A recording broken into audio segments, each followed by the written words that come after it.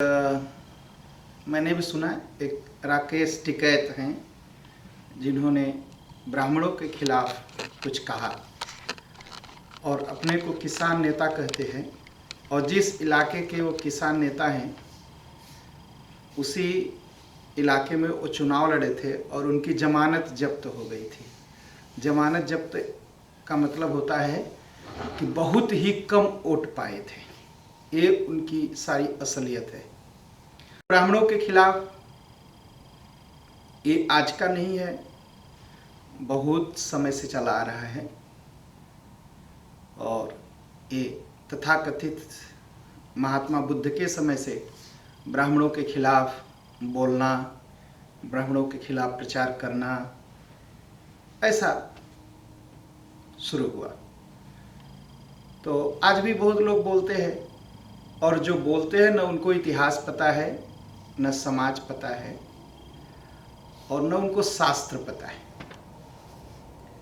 उनको पता ही नहीं है कि ब्राह्मण जो है किस तरह से सामाजिक व्यवस्था को बनाया और आज भी जो ब्राह्मणों के द्वारा बनाई हुई सामाजिक व्यवस्था है वह भारत में काम करती है और उसी व्यवस्था के नाते करोड़ों करोड़ों लोगों का पेट भरता है।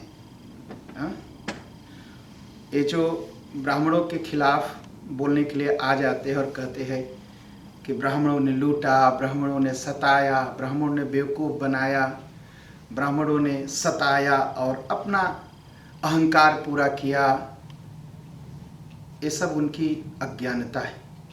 वो ब्राह्मणों के बारे में कुछ जानते ही नहीं। जो एक व्यवस्था है मैं आपको बताऊं जिसके बारे में ब्राह्मणों की बहुत निंदा की जाती है। व्यवस्था का नाम है वर्ण व्यवस्था, जाति व्यवस्था। कहा यह ब्राह्मणों ने बनाया है केवल लोगों को गुलाम बनाने के लिए। जब जाति व्यवस्था पूर्ण रूप से काम कर रही थी तब जो है कोई गुलाम नहीं था, आज सब गुलाम है। यह जो व्यवस्था आई है, नया जो सिस्टम आया है, इसमें सभी गुलाम हो गए, सभी नौकर बन गए और जो शास्त्र और ब्राह्मणों की दी हुई व्यवस्था थी उसमें हर व्यक्ति मालिक था, कोई नौकर नहीं था। और कहते ब्राह्मणों ने मंदिर बनाए लोगों को पैसे लूटने के लिए। जो ऐसा कहते हो बहुत मूर्ख टाइप के और बहुत ही स्वार्थी टाइप के।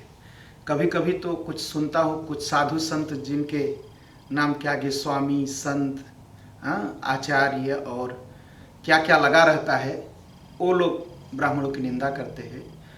और ऐसे लोग जो निंदा करते हैं थोड़ा सा इनसे सावधान रहिए और अगर ये कहीं बोलें तो तुरंत खड़े होकर इनका जवाब दीजिए कि जो आप बोल रहे हैं झूठ है। और ये लोग जो बोलते हैं वो इसलिए बोलते हैं थोड़ी सी जनता खुश हो जाए और खुश होने के बाद कुछ दक्षिणा ज़्यादा मिल जाए और इनके आश्रम में बना लें जहाँ पर एक गद्दी हो और फिर एक महंगा बेड हो, सारी सुख सुविधा हो, बस मात्र इसके लिए बोलते हैं और कोई ऐसा नहीं कि समाज का भला करते हैं। और जो ऐसा बोलते हैं ब्राह्मणों के खिलाफ साधु संत, बोलने के बाद फिर अपने को सिद्ध करना चाहते हैं कि वो ब्राह्मण हैं, हमारे आजा ब्राह्मण थे, हमारे बाप ब्राह्मण थे। अरे भाई, जब ब्राह्मणों के खिलाफ ही हो तो क्यों अपने आप को ब्राह्मण घोषित कर रहे हो? तो इनसे सावधान रहिए। लेकिन जो सवाल है कि ब्राह्मणों ने क्या किया, तो सबसे बड़ी बात है आज की जो आवश्यकता है रोटी, कपड़ा और मकान। ब्राह्मणों ने एक ऐसी अच्छी व्यवस्था बनाई दुनिया के लिए जिसमें हर आदमी अपना मालिक होगा, हर आदमी का अपना पेट भरेगा, रोटी होगी और हर आदमी को अपना मकान होगा। और जब हर आदमी के पास ये होगा और अपनी मेहनत से होगा, अपने रोजगार के द्वारा होगा, तो उसका सम्मान होगा। और आज आदमी के पास तो कपड़ा है, मकान है, पेट भरने के लिए रोटी है, लेकिन सम्मान नहीं है। आजकल सभी गुलामी कर रहे हैं। वो कहते हैं मैं नौकरी करता हूँ और नौकरी एकदम गुलामी है। और मैं सबको जानता हूँ, डरते डरते काम पर जाते हैं कि जाने के बाद कहीं बास ये न आज कह दे कि आज से नौकरी खत्म। डर के जाते हैं। मैं सबसे बातें करता हूँ, बड़े डर के जाते हैं। और कभी कभी तो ये सुनता हूँ बास ने गाली दे के नौकरी से निकाल दिया, लोग घरों में आके आत्महत्या कर लेते हैं, क्योंकि नौकरी के बल पर वो कर्जा ले लिए, अब नौकरी छूट गई तो कर्जा नहीं भर सकते, तो आकर के आत्महत्या कर लेते। बहुत सारी घटनाएं ऐसी यूरोप में होती हैं। लेकिन ब्राह्मणों ने जो व्यवस्था दी, एक सबसे बड़ा मैं आपको प्रमाण देता हूँ। आप बनारस जाइए, जहाँ से मैं आता हूँ। बनारस में एक बाबा विश्वनाथ का मंदिर है। बाबा विश्वनाथ का जो मंदिर है और एक हनुमान जी का मंदिर है, जो ब्राह्मणों ने ही बनाया। लेकिन जीता कौन है उससे? माली जीता है फूल बेच करके, दूध बेचने वाला यादव जीता है दूध बेच करके, हलवाई जीता है मिठाई बेच के, हाँ, और भोजन पकाने वाला अपना रेस्टोरेंट बना के जीता है, वहाँ लोगों को कुछ खिला के, रिक्शे वाला जीता है रिक्शा चला करके।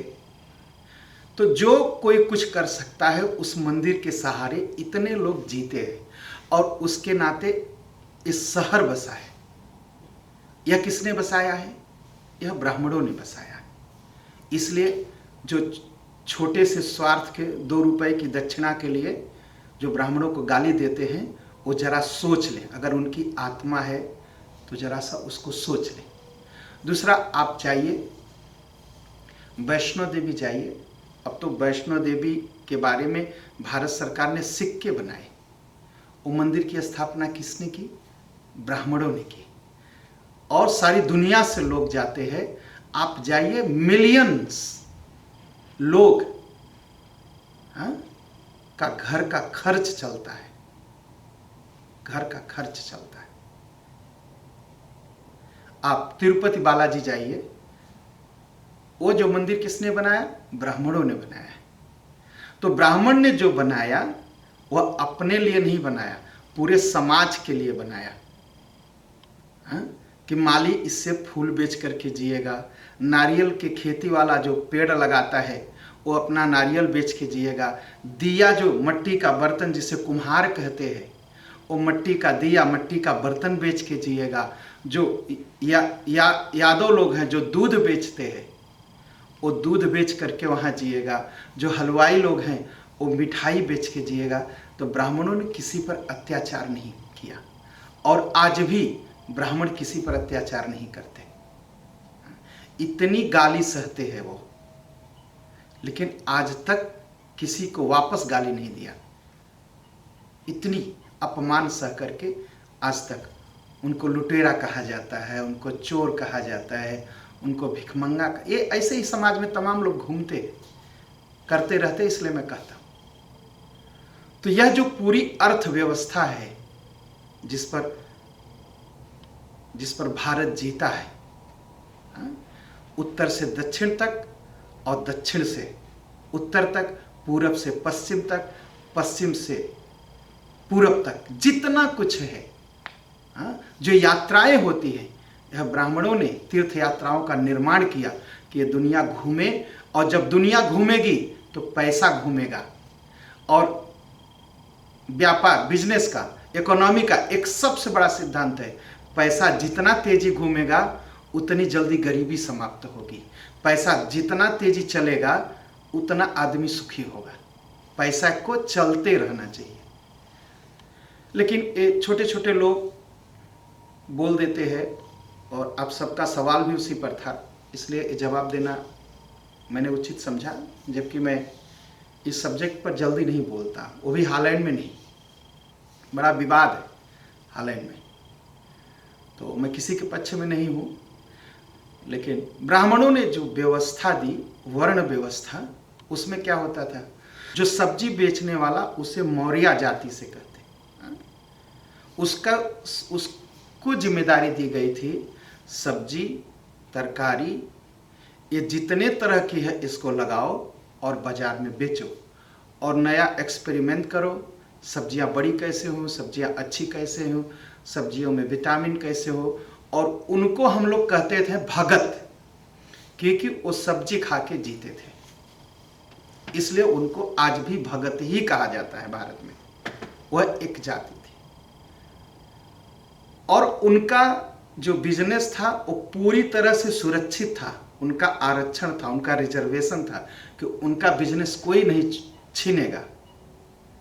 कोई डर नहीं था कि उनके बाद उनके बच्चे क्या करेंगे। उनके बच्चे के पास एक बिजनेस था।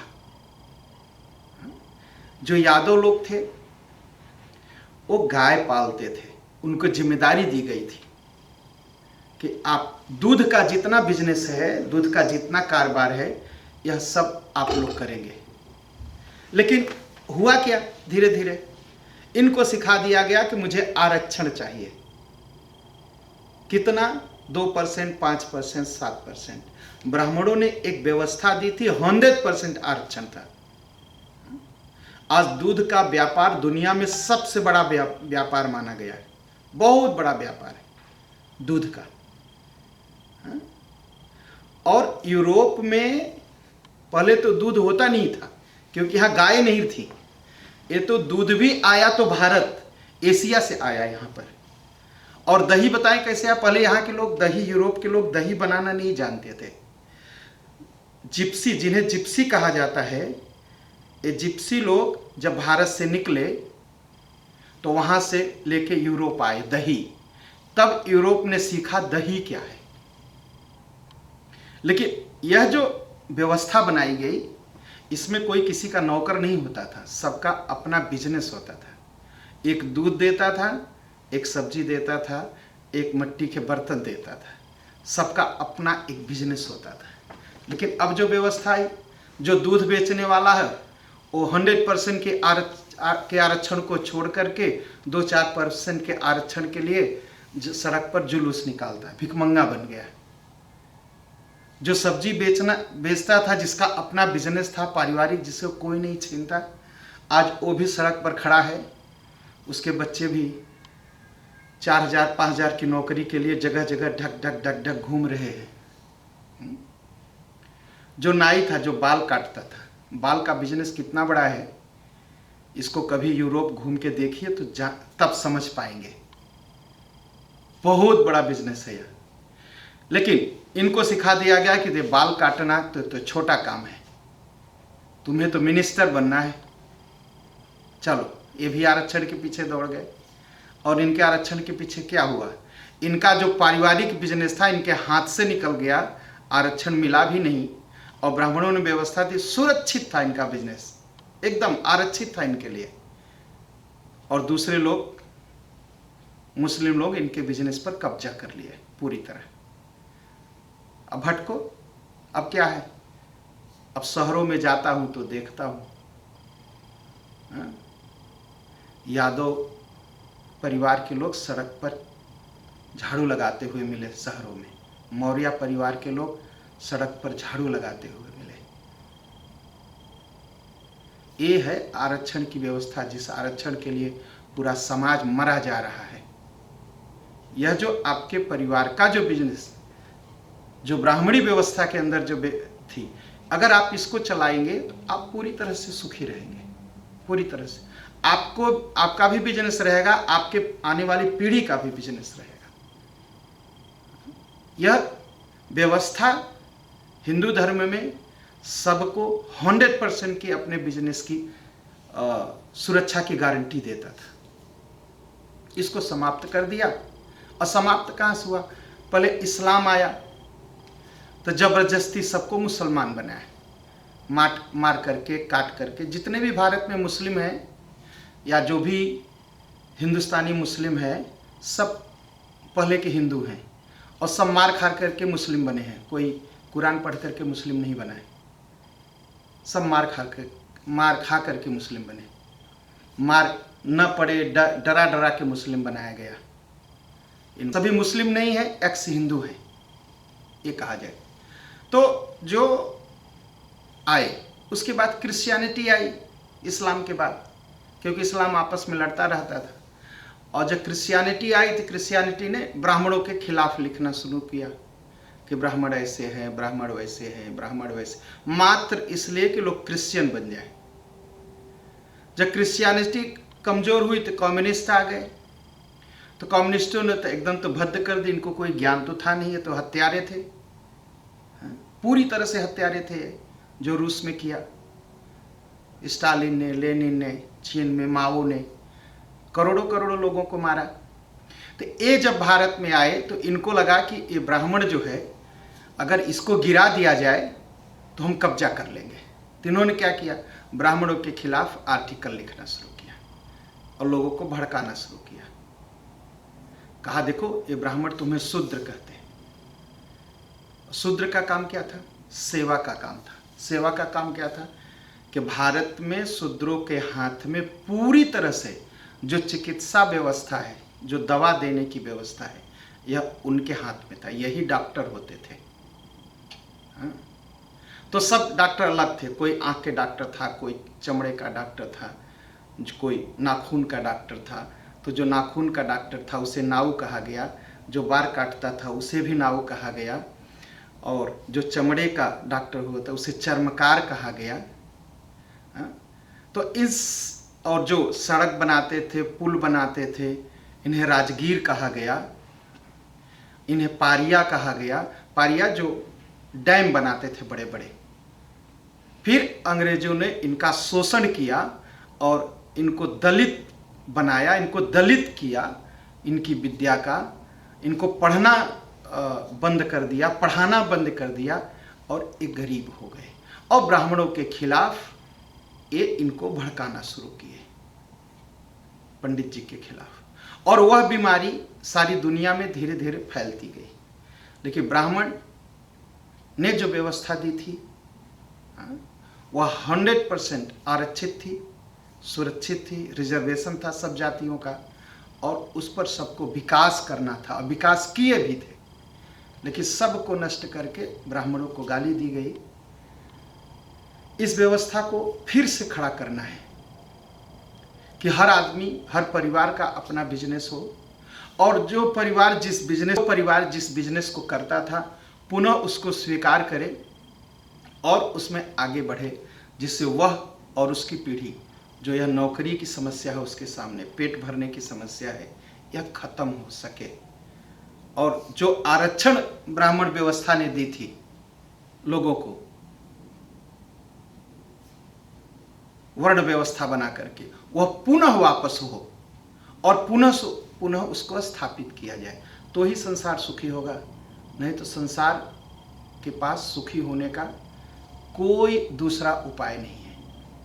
बहुत से लोग हैं, आते हैं, तमाम संत को देखता हूँ, कभी वो क्रिसमस की टोपी पहन लेंगे, कभी वो जीसस की जय बोलने लगेंगे। इन लोगों का कोई अपनी क्वालिटी नहीं है, इनके अंदर कोई ज्ञान नहीं है।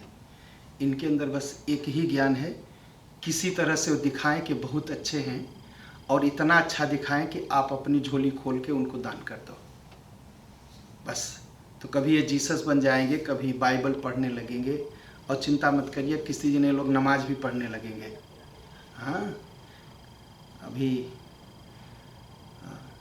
ईश्वर अल्लाह तेरे नाम करते हैं ना, तो फिर अल्लाह ही अल्लाह करने लगेंगे, और इनकी कोई क्वालिटी नहीं। इन लोगों से सावधान रहिए, पूरी तरह से सावधान रहिए।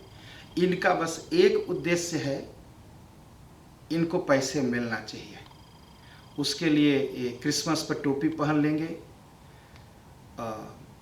रमज़ान के समय में जाके रमज़ान भी कर लेंगे, ये सब कर लेंगे, क्योंकि इनके अंदर अपने शास्त्रों, अपने संतों, अपने धर्म के प्रति कोई सम्मान नहीं है, और इनके अंदर कोई क्वालिटी भी नहीं है। तो ऐसे लोगों से पूरी तरह से सावधान रहिए और इनके चक्कर में मत फंसिए।